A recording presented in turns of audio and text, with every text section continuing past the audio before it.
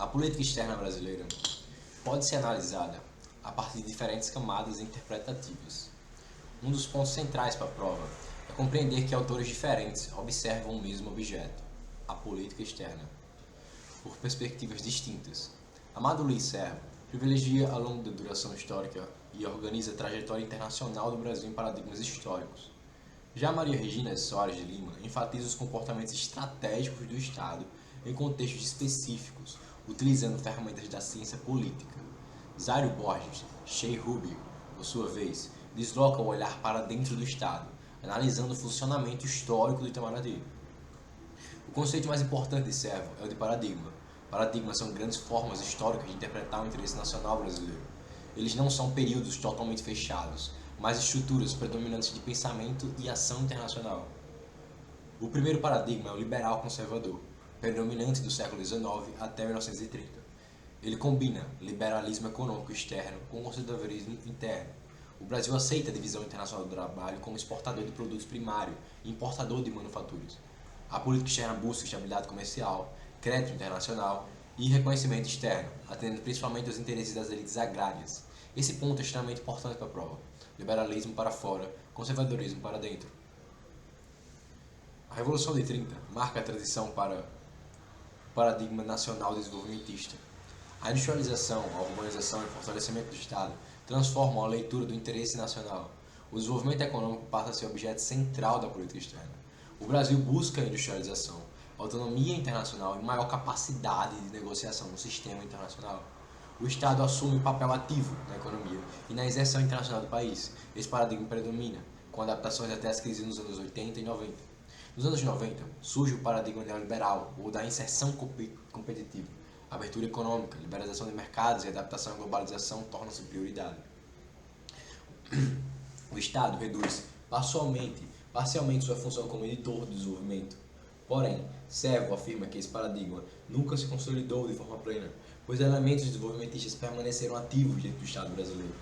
Posteriormente, aparece o paradigma logístico, no qual o Estado atua como coordenador estratégico da inserção internacional.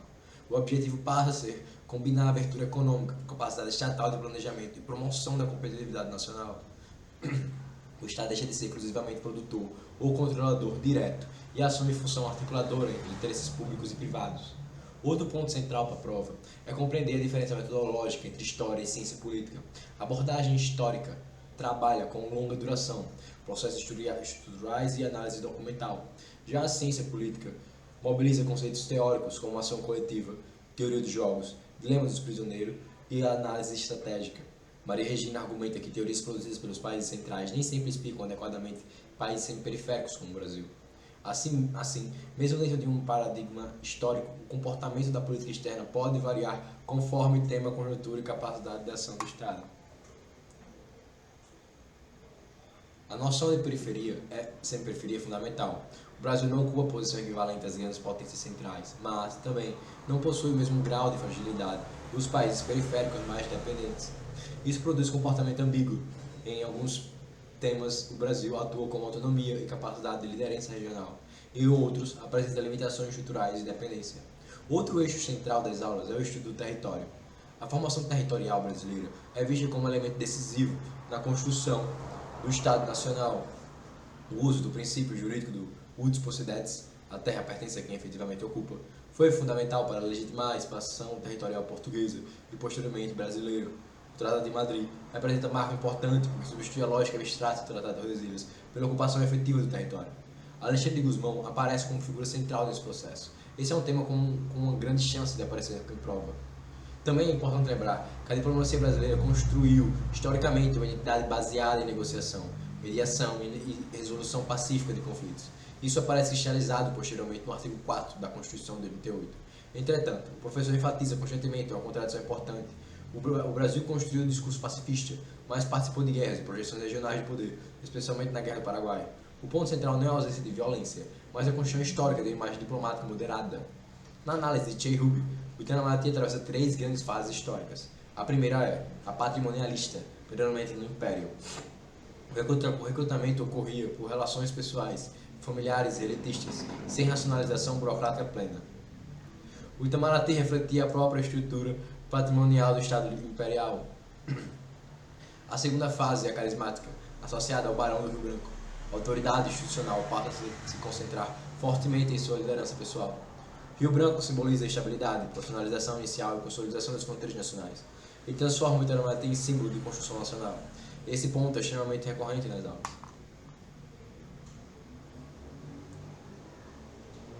Outro tema importante para a prova é a relação entre produção de conhecimento e política externa. Durante o Império, não existiam cursos universitários de relações internacionais. Grande parte da reflexão sobre política externa era produzida por diplomatas, burocráticos e homens de Estado. Isso significa que a produção intelectual frequentemente carregava a dimensão normativa, isto é, não apenas descrevia a realidade, mas sugeria caminhos à ação para o país. O conhecimento sobre política externa buscava influenciar a tomada de decisão estatal. As aulas também enfatizam a influência da historiografia francesa, da chamada história-problema. O historiador não apenas descobre fatos, mas formula problemas de pesquisa a partir de questões do presente. Assim, a interpretação histórica muda conforme mudam as perguntas feitas ao passado. Esse aspecto metodológico aparece várias vezes nas explicações do professor e pode surgir em questões discursivas. Por fim, a política externa deve ser entendida como resultado da interação entre sistema internacional, região, Estado, burocracia e decisão política. O comportamento internacional do Brasil não é produto apenas do presidente do Itamaraty.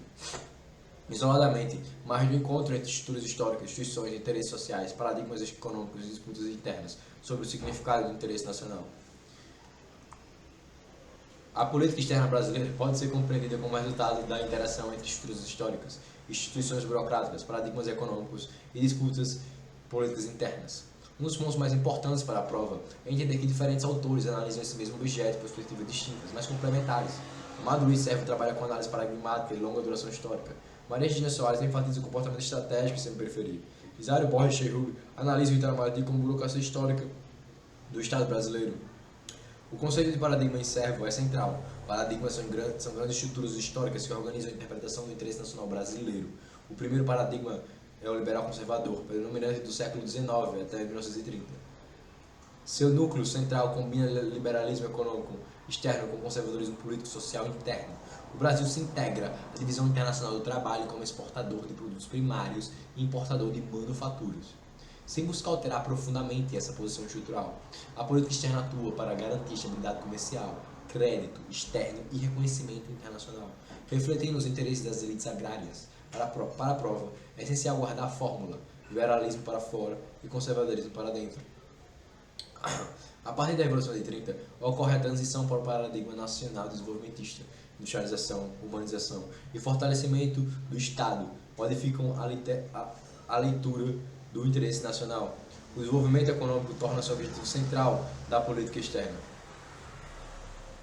O Brasil passa a buscar maior autonomia internacional, proteção da indústria nacional e participação mais ativa em negociações internacionais.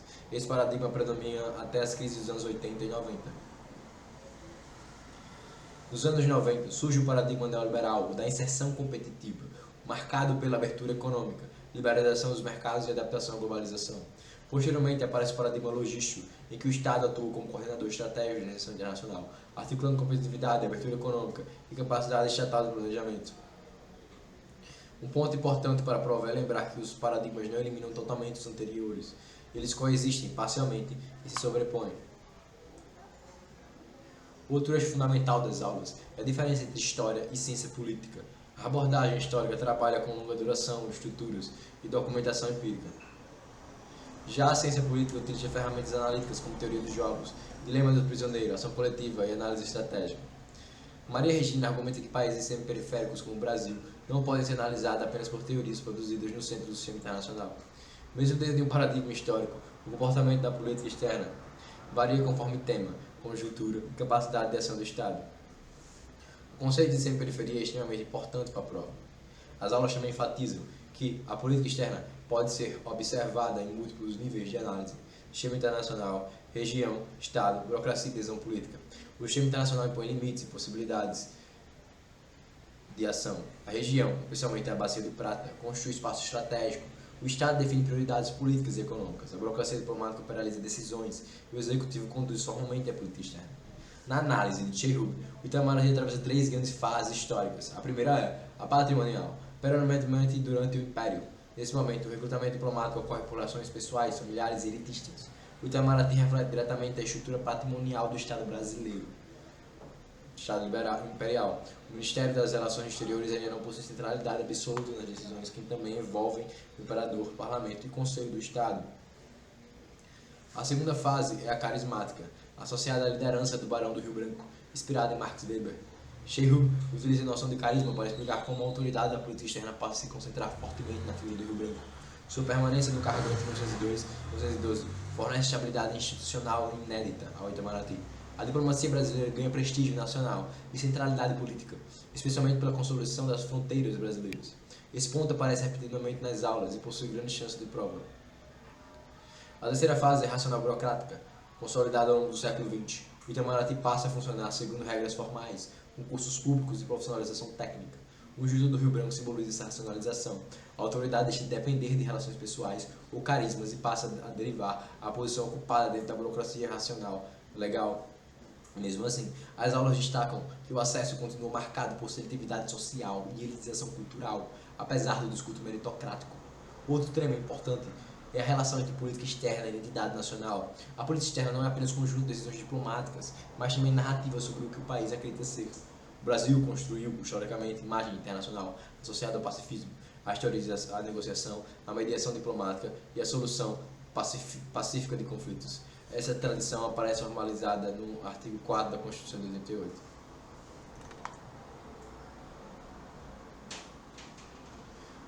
Os princípios constitucionais mais importantes para a aprovação: defesa da paz, solução pacífica de conflitos, autodeterminação dos povos, igualdade entre estados e cooperação internacional, repúdio ao racismo, integração latino-americana.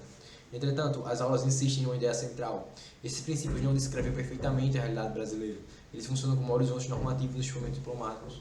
O Brasil construiu discursos pacifistas mesmo participando da Guerra do Paraguai, convivendo historicamente com altos níveis de violência interna.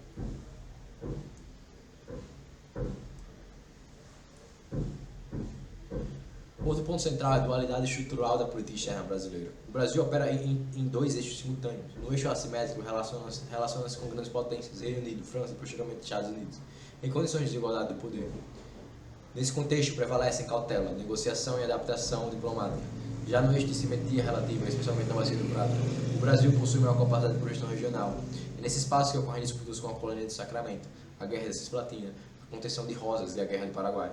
Esse contraste entre moderação global e estabilidade regional é um dos temas mais importantes das aulas.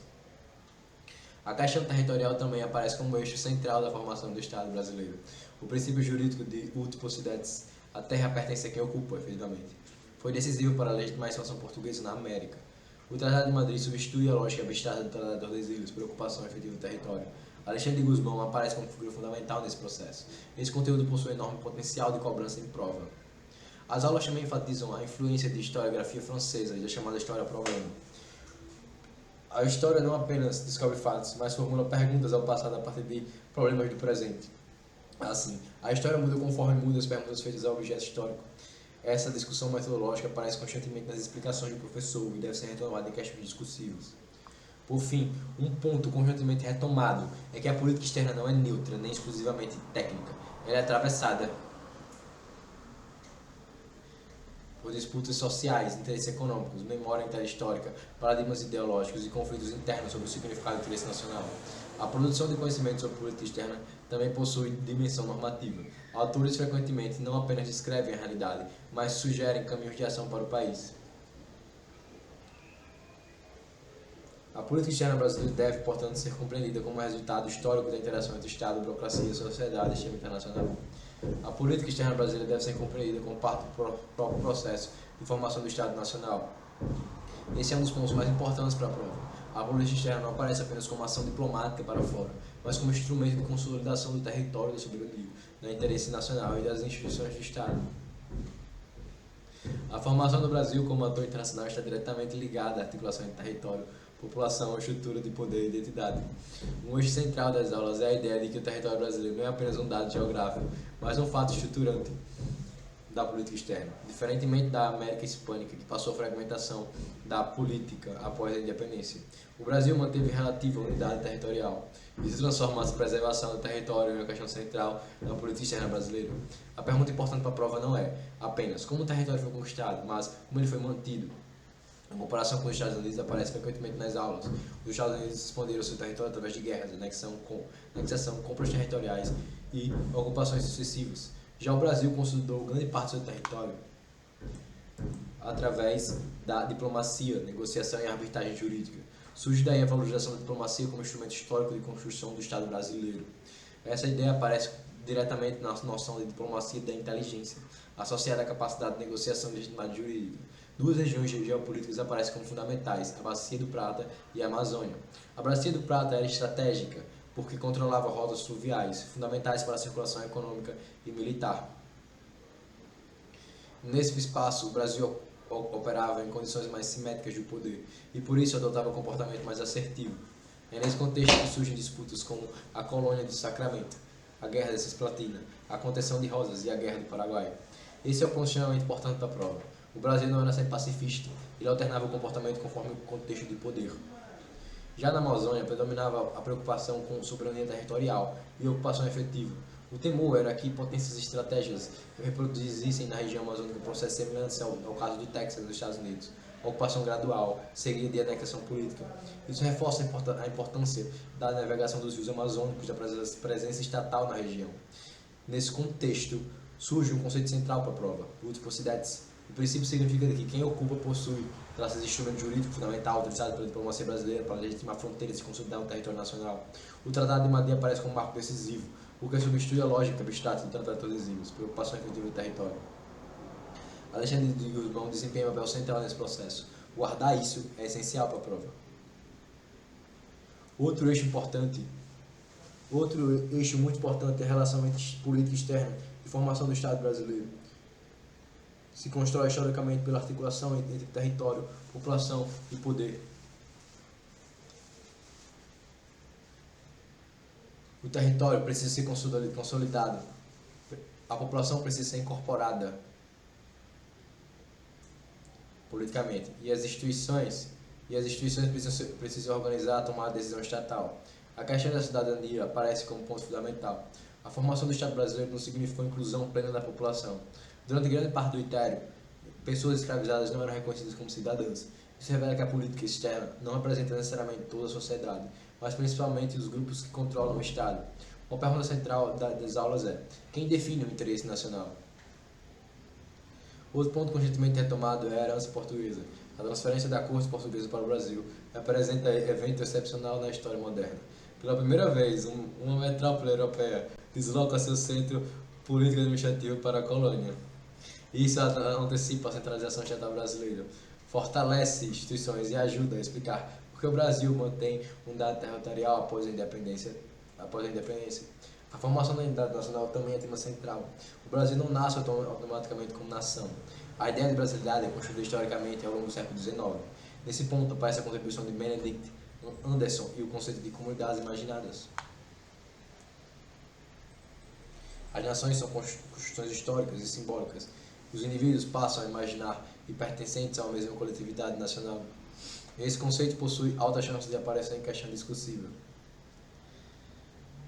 Aulas também enfatizam que a política externa brasileira se organiza historicamente em dois eixos. No eixo assimétrico, o Brasil se relaciona com grandes potências do Reino Unido, França e posteriormente Estados Unidos, em posição de menor poder relativo. Nesses casos, predominam cautela, negociação e valorização do direito internacional. Já no eixo regional, especialmente no Prata, o Brasil possui maior capacidade de projeção e comportamento mais assertivo. Esse contraste ajuda a explicar as aparentes contradições da política externa brasileira. Outro ponto central para a prova é compreender que a diplomacia brasileira construiu historicamente forte valorização do direito internacional. O uso de arbitragem, negociação e princípios jurídicos tornou-se parte importante da identidade diplomática nacional. Isso ajuda a explicar o prestígio de figuras como o Barão do Rio Branco, associado à consolidação das fronteiras brasileiras por meios diplomáticos.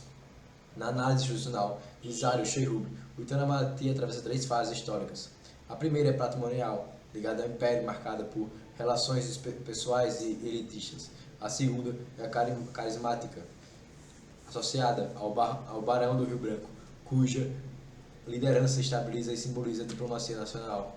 A terceira é a racional burocrática, inspirada em Max Weber, marcada por profissionalização, concursos públicos e fortalecimento institucional do Itamaraty.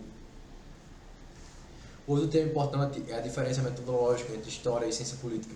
A história trabalha com longa duração, documentação e processos estruturais. A ciência política utiliza conceitos analíticos e modelos teóricos.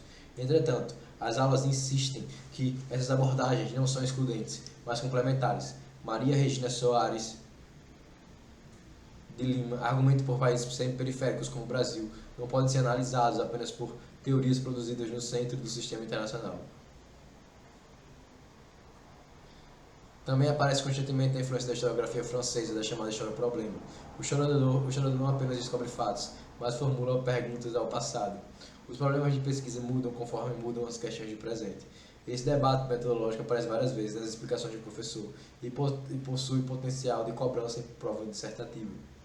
Por fim, a política externa brasileira deve ser entendida como resultado histórico da interação entre estruturas internacionais, paradigmas econômicos, instituições burocráticas, disputas internas e processos de formação estatal. Ela não é apenas política externa, mas parte constitutiva da própria construção histórica no Brasil como Estado, território e identidade nacional. A política externa brasileira deve ser entendida como parte constitutiva da própria formação histórica do Estado Nacional. Esse é um dos pontos centrais para a prova. O Brasil não constrói sua política externa apenas após a independência. Ela já começa a ser moldada durante o período colonial, especialmente nas disputas territoriais entre Portugal e Espanha. Por isso, compreender a política externa exige analisar simultaneamente território, população, identidade e estrutura de poder.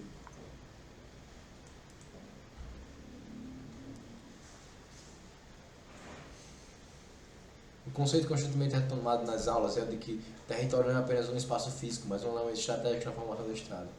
O Brasil nasce independente já possuindo uma extensão territorial ampla e relativamente contínua. Isso diferencia o caso brasileiro tanto na América Hispânica, marcada pela fragmentação, quanto dos Estados Unidos, cuja expansão ocorreu posteriormente à independência. A grande questão para a prova não é apenas como o território foi formado, mas principalmente como ele foi mantido. A comparação entre Brasil e Estados Unidos aparece como eixo analítico importante. Nos Estados Unidos, a expansão territorial foi sustentada pela combinação de poder econômico, militar e expansão agrícola. A ocupação do Oeste ocorreu através das guerras, compras territoriais e anexação sucessivas, como a compra da Louisiana, a anexação do Texas e a guerra contra o México. A expansão americana está ligada ao chamado Destino Manifesto, associada à ideia de superioridade civilizatória e ao avanço contínuo da ocupação territorial. No caso brasileiro, a dinâmica é distinta. O Brasil não expandiu seu território prioritariamente através das guerras de conquista pós independência. Sua trajetória territorial foi construída gradualmente, ainda durante o período colonial, através de ocupação, negociação diplomática e uso estratégico do direito internacional. Surge daí os argumentos centrais de Rubens e Cupro. A diplomacia brasileira tornou-se elemento fundamental da construção do Estado Nacional. Esse argumento se conecta diretamente ao conceito de uso possidetis, extremamente importante para a prova. O princípio significa que quem ocupa possui. Ele foi utilizado pela diplomacia brasileira para legitimar fronteiras a partir da efetivação do território. O Tratado de Madrid torna-se marco decisivo porque substitui a lógica abstrata do Tratado de Tordesilhas. Positivo. Nesse contexto, Alexandre Guzmão assume papel central ao utilizar argumentos jurídicos e cartográficos para defender os interesses portugueses na América do Sul. O outro ponto central para a prova é perceber que a diplomacia brasileira constrói historicamente uma unidade internacional baseada na negociação, no formalismo jurídico e na mediação diplomática. Isso não significa ausência de conflitos. O Brasil participou de guerras importantes como a Guerra do Paraguai, mas consolidou uma imagem internacional associada à moderação e ao direito internacional. Surge daí a ideia de diplomacia da inteligência, ou diplomacia de conhecimento.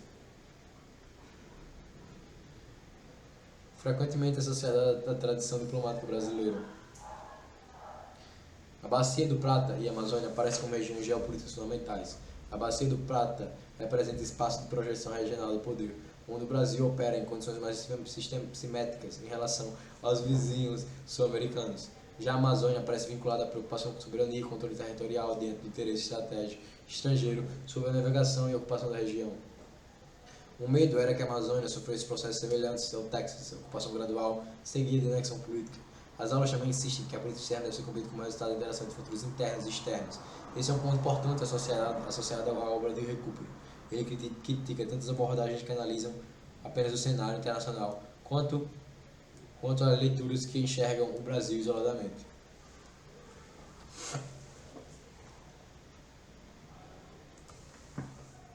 Outro conceito importante é o de formação do Estado. O Estado brasileiro se constrói, historicamente, pela articulação entre território, população e estrutura de poder.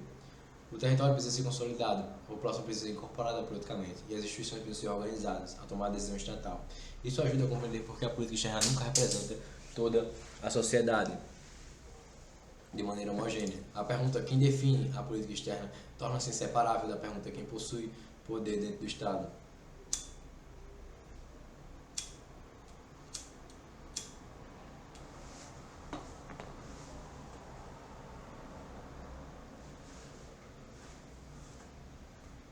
A questão da cidadania aparece como elemento central durante o período imperial. Amplos setores da população, especialmente pessoas escravizadas, não eram reconhecidos como cidadãos. Isso revela que o Estado brasileiro nasce profundamente desigual.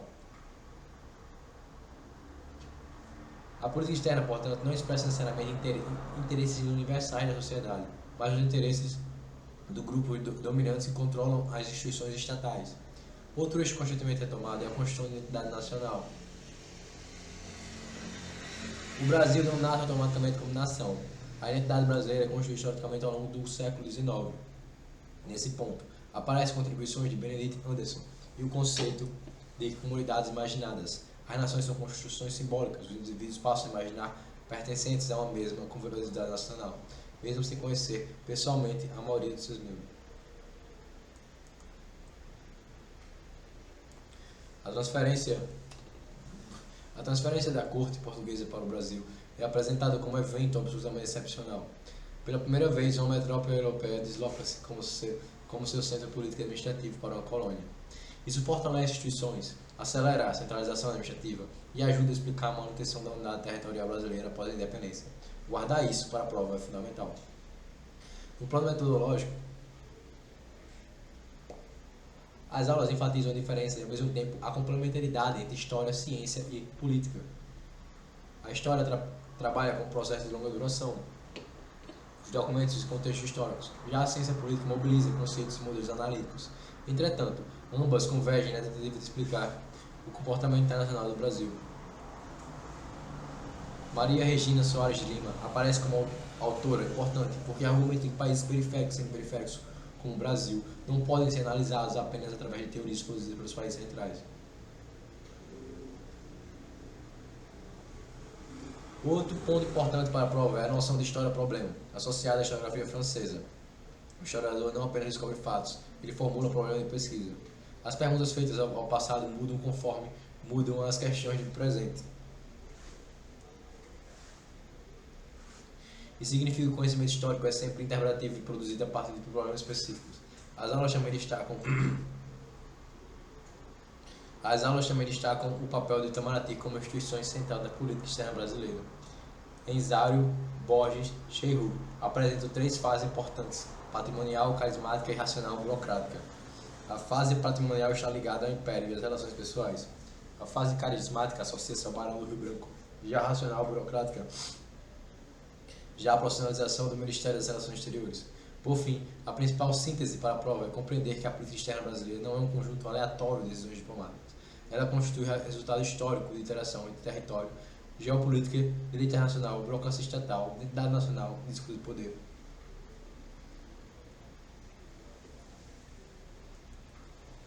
Estudar política externa é estudar simultaneamente a formação do Brasil enquanto Estado, território e projeto nacional. A formação territorial brasileira deve ser compreendida como resultado de um processo histórico gradual, marcado pela combinação entre ocupação efetiva, exploração econômica e condicionantes geográficos e negociação diplomática. Esse é um dos pontos centrais da prova. O território brasileiro não surge pronto, nem decorre apenas de tratados abstratos, mas de articulação entre prática colonial e legitimação jurídica posterior. Inicialmente, a lógica de divisão territorial na América era determinada pelo arbitramento papal, especialmente pelo Tratado de Tordesilhas. Entretanto, essa divisão possui caráter abstrato e pouco funcional, pois desconhecia a realidade geográfica concreta do continente. A partir daí, emerge um conceito absolutamente central para a prova, o ut possidetis. O princípio estabelece que a posse legítima pertence àquele que ocupa efetivamente o território. Assim, a ocupação prática passa a preceder a legitimação jurídica. O Tratado de Madrid torna-se fundamental porque substitui a lógica das linhas imaginárias pela lógica da ocupação concreta. Outro elemento indispensável para compreender essa expansão é a União Ibérica. Durante esse período, Portugal e Espanha passaram a ser governados pela mesma coroa, o que enfraqueceu os mecanismos de fiscalização territorial. Isso permitiu que agentes portugueses avançassem para áreas que formalmente pertenciam à Espanha, ampliando significativamente o espaço colonial português na América. Posteriormente, essas ocupações seriam reconhecidas juridicamente pelos tratados do século XVIII. Esse ponto é muito importante para a prova. Primeiro ocorre a ocupação, depois vem a legitimação diplomática. A expansão portuguesa, entretanto, não pode ser explicada apenas por fatores políticos. Os condicionantes geográficos tiveram um papel decisivo. Diferentemente da região do Prata, onde a presença espanhola era forte e consolidada, vastas áreas do interior sul-americano apresentavam enormes dificuldades de controle efetivo.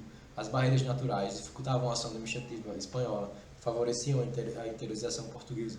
A exceção principal era justamente a Bacia do Prata, região estratégica envolvendo Paraguai, Argentina e Uruguai, onde os conflitos entre Portugal e Espanha assumiram maior intensidade. A comparação entre Brasil e Estados Unidos também aparece como eixo central das discussões. Nos Estados Unidos, a expansão territorial ocorreu majoritariamente após a independência, impulsionada por pressão demográfica, expansão agrícola e pela ideologia do Destino Manifesto. O avanço em direção ao oeste foi sustentado pelo uso de força militar, pela compra de territórios e pela anexação das áreas conquistadas.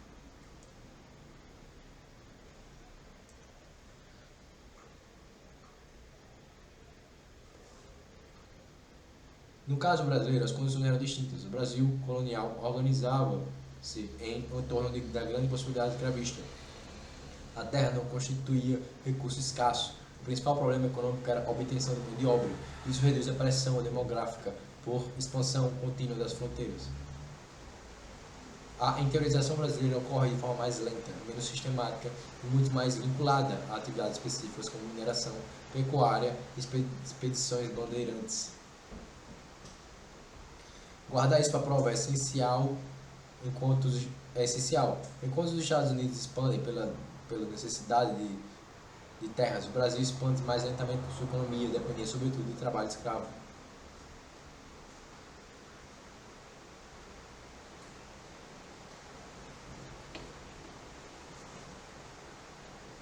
Nesse contexto, aparecem os bandeirantes, figura importante nas aulas.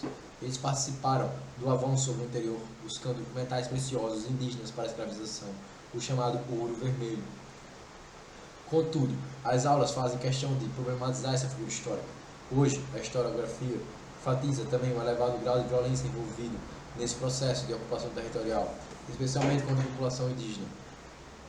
Esse ponto pode aparecer em prova como contraposição entre narrativa heróica tradicional e interpretação crítica e contemporânea. A mineração desempenha um papel decisivo nesse processo. A descoberta de ouro em Minas Gerais altera profundamente a dinâmica colonial portuguesa. Portugal enfrentava grave crise econômica, marcada por déficit comercial e concorrência de outras potências europeias na produção açucareira. O ouro brasileiro surge como solução para fortalecer financeiramente a coroa portuguesa. A economia mineradora estimula intensa interiorização populacional, deslocando pessoas do litoral e atraindo migrantes europeus para o interior da colônia. A exploração aurífera também fortalece os mecanismos fiscais metropolitanos. O principal imposto era o quinto, correspondente ao 20% do ouro extraído. A forte tributação gera tensões constantes, contrabando e evasão fiscal. A expressão quinto dos infernos sintetiza simbolicamente o descontentamento provocado pelo sistema tributário colonial. Além do impacto econômico, o ouro amplia a capacidade diplomática e política portuguesa, fortalecendo a posição de Portugal na negociação territorial posterior. Outro ponto central é perceber que a ocupação territorial brasileira inicialmente concentra-se no litoral. A colonização começa pelas áreas costeiras, descritas metaforicamente como um arranhar da costa. Apenas posteriormente ocorre a interiorização efetiva através de bandeiras, monções e atividades econômicas específicas. Essa expansão não ocorre a um plano contínuo e sistemático de ocupação, mas a movimentos gradativos, condicionados por oportunidades econômicas e limitações geográficas.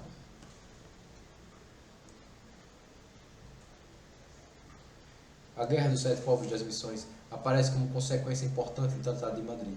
A transferência de território entre Portugal e Espanha ignorou as populações indígenas que habitavam a região.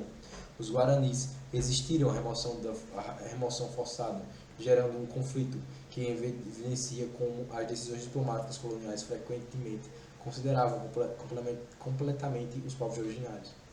Esse é um ponto importante para a prova, porque mostra que a diplomacia territorial também esteve associada à violência e ao deslocamento populacional. A região do Prata permanece estratégica durante todo esse processo. A fundação da colônia do Sacramento revela que o interesse português em controlar rotas comerciais e garantir presença geopolítica no sul do continente. O Prata torna-se espaço permanente da disputa entre Portugal e Espanha e posteriormente continuará central para a política externa brasileira do Império. As aulas também enfatizam que a política externa brasileira não pode ser entendida apenas como política diplomática formal. Ela constituiu parte do próprio processo de construção do Estado Nacional. É nesse ponto que aparece a importância de Rubens Recupero. Sua interpretação sustenta que a diplomacia foi fundamental para a manutenção da unidade territorial brasileira. Diferentemente de outras experiências latino-americanas marcadas pela fragmentação, o Brasil conseguiu consolidar um território relativamente contínuo e estável. Esse argumento conecta a ideia de diplomacia de inteligência, ou diplomacia do conhecimento, diante da limitação de poder militar e econômico. Frente às grandes potências, o Brasil teria desenvolvido uma forma específica da inserção internacional, baseada em negociação, direito internacional, produção cartográfica e legitimidade diplomática. A diplomacia aparece, portanto, como instrumento estratégico de consolidação territorial e projeção internacional. Outro aspecto importante para a prova é perceber que a política externa deve ser analisada através de políticos de múltiplos níveis: território, identidade, instituições e população e sistema internacional. A formação territorial não é apenas geográfica, ela envolve também construção de identidade nacional, consolidação burocrática e produção de legitimidade internacional. Por isso, estudar a política externa brasileira significa estudar simultaneamente a formação histórica do Brasil enquanto Estado, território e projeto nacional. A formação territorial brasileira deve ser compreendida como resultado de um processo histórico gradual, marcado pela interação entre ocupação efetiva, exploração econômica, conflitos imperiais e negociação diplomática. Um dos pontos mais importantes para a prova é entender que o território brasileiro não foi simplesmente dado por tratados europeus, mas construído historicamente através da expansão portuguesa sobre áreas inicialmente atribuídas à Espanha. Nesse processo, o princípio de reciprocidade se torna-se central. Segundo essa lógica jurídica, a soberania sobre um território deriva da ocupação concreta e efetiva, e não apenas de linhas abstratas, desenhadas em mapas europeus. Esse princípio foi fundamental para a tradição diplomática brasileira e aparece diretamente associado ao Tratado de Madrid. A importância do Tratado de Madrid está justamente em substituir a lógica do tratado introduzida pela ocupação efetiva. O acordo reconhecia juridicamente áreas que Portugal já ocupava de fato, consolidando grande parte do território, que posteriormente formaria o Brasil. Esse ponto é central para a prova. Primeiro ocorre a ocupação, depois vem a legitimação diplomática. Assim, a prática territorial precede a norma jurídica.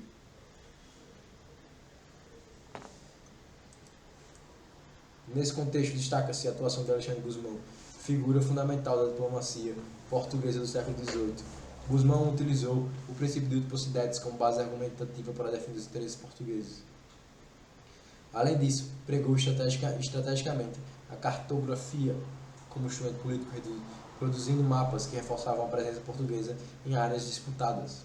A chamada Guerra de Mapas demonstra que a diplomacia territorial não se fazia apenas por armas, mas também através de argumentos jurídicos e representações cartográficas. Guardar isso para a prova é essencial. Mapas e direito internacional tornam-se instrumento de poder.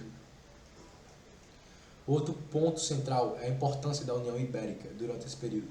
Portugal e Espanha estiveram sobre a mesma coroa, enfraquecendo o mecanismo de controle fronteiriço. Isso permitiu que agentes portugueses avançassem para o interior do continente, ocupando áreas formalmente espanholas. Posteriormente, essas ocupações seriam reconhecidas diplomaticamente. Esse processo ajuda a explicar a dimensão continental do Brasil no momento no momento da independência.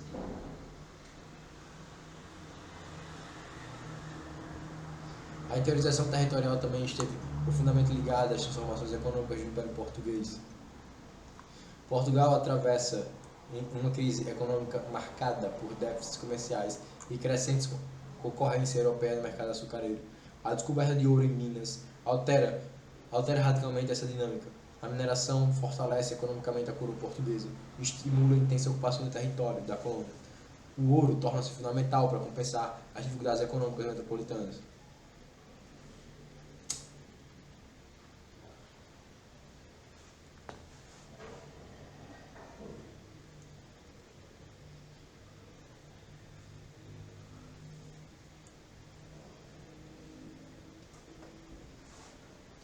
A exploração aurifera provocou também profundas transformações populacionais. Houve intenso deslocamento do litoral para o interior, além da chegada de imigrantes europeus atraídos pela mineração. A ocupação territorial deixa de concentrar-se exclusivamente na costa e passa a avançar para áreas até então pouco exploradas. Esse movimento de interiorização constitui ponto importante para compreender a consolidação territorial brasileira.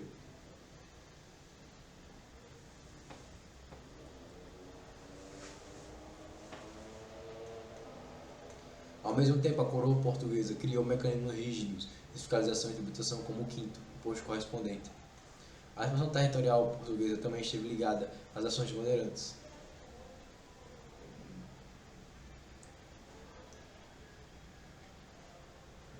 A implementação do tratado, porém, gerou enormes conflitos humanos. A transferência dos 7 povos das missões exigia a remoção de políticas da população guarani que viviam na região. A resistência indígena levou à Guerra Guaranítica, episódio extremamente importante para a prova, porque evidencia que a construção da história brasileira frequentemente ocorreu ignorando completamente as populações originárias. A diplomacia e o direito internacional colonial decidiam fronteiras sem considerar os sujeitos que efetivamente habitavam esses territórios.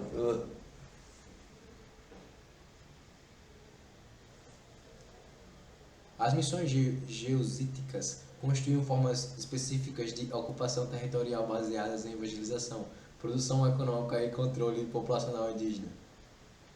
As chamadas reduções missioneiras organizavam socialmente grande população guarani e desempenhavam um papel importante na dimensão regional.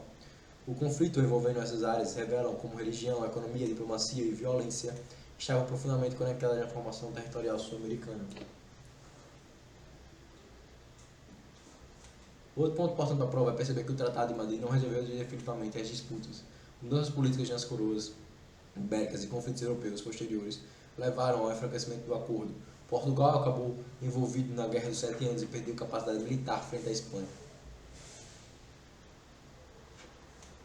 A ofensiva espanhola retomou áreas importantes no sul, incluindo a colônia de Sacramento.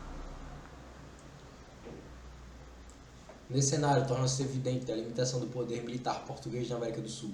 Ao mesmo tempo, reforça-se a importância da diplomacia como instrumento fundamental de consolidação territorial. Esse ponto é constantemente retomado nas aulas. O Brasil desenvolve historicamente uma tradição diplomática baseada na negociação do direito internacional e na mediação política. Surge daí a diplomacia da inteligência, frequentemente associada à política externa brasileira.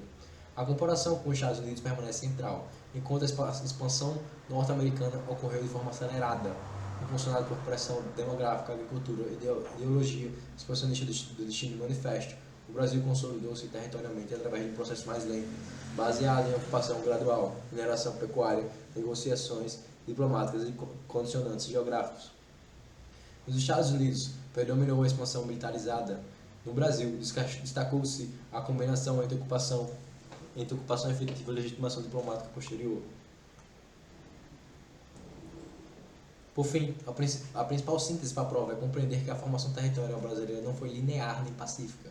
Ela resultou da interação entre economia colonial, exploração mineral, expansão bandeirante, violência contra a população indígena, disputas imperiais, direito internacional e diplomacia. O território brasileiro moderno emerge justamente dessa combinação complexa entre ocupação concreta e legitimação jurídica, consolidando uma tradição diplomática e posteriormente se tornaria elemento central da política externa do país. Explique como o processo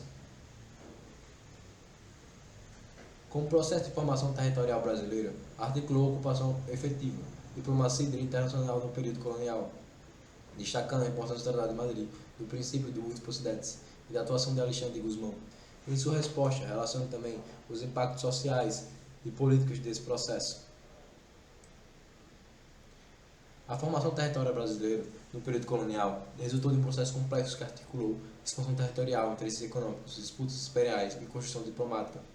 Diferentemente da ideia que o território brasileiro ter sido simplesmente herdado dos tratados europeus, autores como Rubens e Cúpero demonstram que a configuração territorial do Brasil foi construída historicamente através da ocupação efetiva das áreas inicialmente atribuídas à Espanha. Nesse sentido, a diplomacia exerceu um papel fundamental na construção jurídica dessas ocupações. Um dos principais marcos desse processo foi o Tratado de Madrid, que substituiu a lógica abstrata do Tratado de Tordesilhas por uma nova concepção baseada nos princípios jurídicos do Uti Possidetis. Segundo esse princípio, a soberania territorial deveria ser reconhecida a partir da ocupação efetiva do território, e não apenas por linhas imaginárias estabelecidas em acordos anteriores. Isso favorecia diretamente Portugal, que havia expandido sua presença muito além dos limites originários previstos. Nesse contexto, destacou-se a atuação de Alexandre de Gusmão, responsável por formular grande parte da estratégia diplomática portuguesa. Gusmão utilizou o Uti Possidetis como fundamento jurídico para legitimar os avanços portugueses e também empregou a cartografia como instrumento político, produzindo mapas que reforçavam a reivindicação territoriais da coroa. A chamada Guerra de Mapas revela como a diplomacia e o conhecimento técnico passaram a funcionar como instrumento de poder internacional.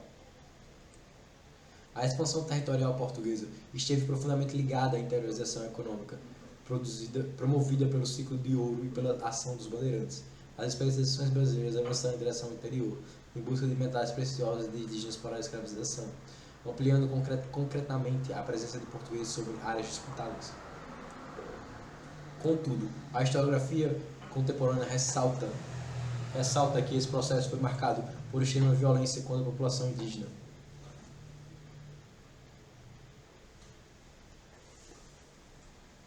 Relativizando narrativas tradicionais que exaltavam os bandeirantes apenas como heróis nacionais. As disputas na região do Prata revelaram ainda a importância estratégica do sul do continente. A colônia do Sacramento tornou-se um dos principais focos de tensão entre Portugal e Espanha, devido à sua posição estratégica próxima à foz do Rio do Prata. O tratado reorganizou a parte dessas disputas, cedendo a colônia do Sacramento à Espanha, em troca dos 7 povos de as missões e do reconhecimento português sobre áreas amazônicas do interior ocidental.